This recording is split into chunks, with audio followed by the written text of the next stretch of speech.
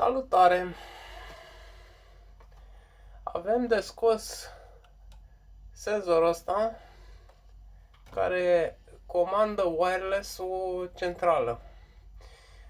Este prins cu dublu adeziv de perete, deci degeaba îi scot capacul că nu o să găsesc șuruburi de desubt.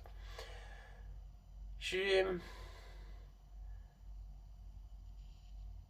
vreau să zic că stă aici de vreo 6-7 ani.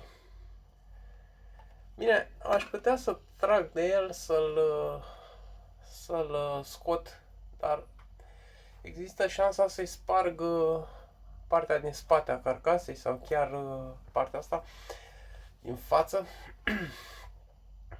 Și atunci am să mă folosesc de un truc. Luăm o sforicică mai rezistentă. Eu folosesc o chestie pentru pescuit. Îi facem două ochiuri.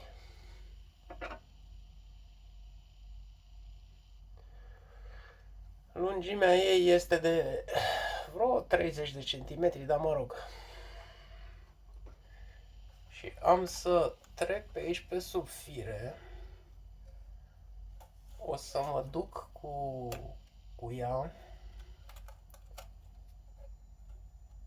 Am să fac, să vă și vedeți. Am să mă duc așa, să-mi bag degetele prin ochiuri. Deci chestia asta e în premieră, nu e nicio regie. Și am să trag astfel încât